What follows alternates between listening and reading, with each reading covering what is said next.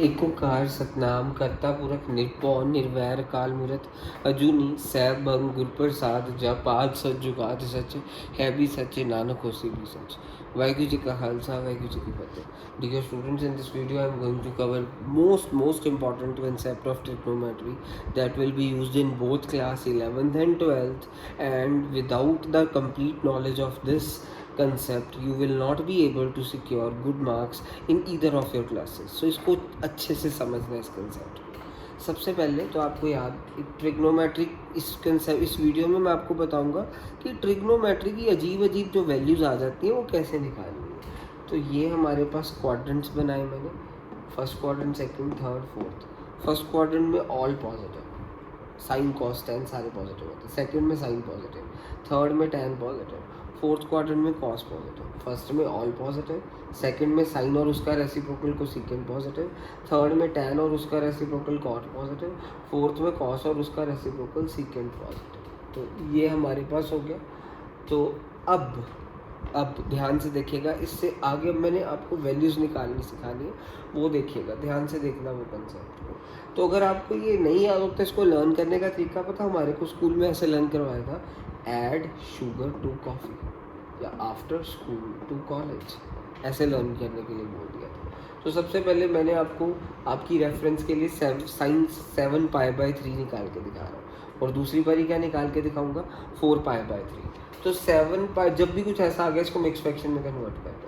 7/3 that is, ऐसे divide करके मेरे पास 1/3 पाई आया, 3 to 6 + 1 7। ऐसे ही 4/3 को मैंने मिक्स फ्रैक्शन में कन्वर्ट करा तो 1/3 आया पाई। तो अच्छा, अब इसको भी मिक्स फ्रैक्शन में कन्वर्ट कर दिया, इसको भी कर दिया। अब हम इसको तोड़ के लिखेंगे। इसको कैसे लिख सकते हैं, 2π + 1π/3, और इसको हम कैसे लिख सकते हैं, 1π + 1/3π, ऐसे लिख दिया, तोड़ के लिख दिया। 2π + 1/3π, इसको कैसे लिखिए, 1π + 1/3π।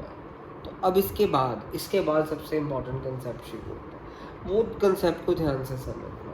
अब हमारा कंसेप्ट है कि ये आपको पता है 90 होता है, और 90 को रिप्रेजेंट करने का तरीका π/2 होता है, क्योंकि पाए को हम 180 सब्सटीट्यूट कर देते हैं, तो 180/2 90, यानी यहाँ तक ये π/2 होता है। फिर ये पूरा 180 होता है, तो हम इसको कैसे रिप्रेजेंट करते हैं, पूरे 180 को पाए के साथ हम रिप्रेजेंट करते हैं। तो ये पूरा गोल चक्कर किसके इक्वल है, 360 के।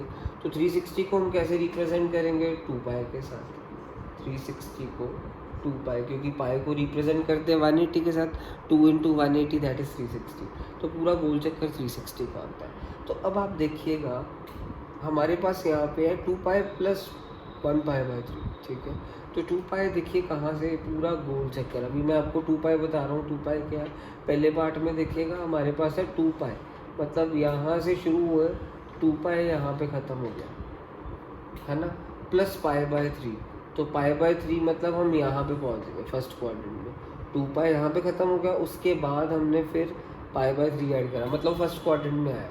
तो फर्स्ट क्वाड्रेंट में सारी पॉजिटिव होते हैं, तो मतलब यहाँ पे पॉजिटिव का साइन आ जाएगा, ठीक है, फर्स्ट क्वाड्रेंट में, क्योंकि सारे पॉजिटिव होते हैं तो साइन भी ऑब्वियसली पॉजिटिव होगा ही होगा। तो अब आप क्या करते होते हैं, इस चीज़ को उड़ा देते हैं, तो आपके पास क्या रह गया, साइन π/3। तो पाई की वैल्यू आपने 180 सब्सटीट्यूट करनी है, दैट इज साइन 60। साइन 60 की वैल्यू क्या होती है हमारे पास, √3/2। अब इससे और कंसेप्ट क्लियरिटी अच्छी से हो जाएगी आपकी। ध्यान से देखना इस सेकंड पार्ट में। सेकंड पार्ट में क्या आपके पास, सेकंड पार्ट में है आपके पास पाई + π/3। आपको पता है पाई कहाँ तक होता है, यहाँ से शुरू होता है, यहाँ पे पाई ख़त्म हो जाता है यहाँ पे पाई। तो उसमें π/3 ऐड कर दिया, मतलब वो एंगल मेरा यहाँ पे गई है ना। तो पाई यहाँ से लेके शुरू हुआ, यहाँ पे ख़त्म हो गया, कि 180 यहाँ पे ख़त्म हो गया। तो उसके बाद π/3 ऐड करा, मतलब वो मेरा कौन सा क्वाड्रेंट आ रहा है, ये थर्ड क्वाड्रेंट में तो साइन नेगेटिव होता है, क्योंकि टैन पॉजिटिव होता है, टैन और कॉट। तो मतलब यहाँ पे मेरा नेगेटिव लग जाएगा, और ये वाली चीज़ कट गई, और मेरे पास क्या रह गया, माइनस साइन π/3।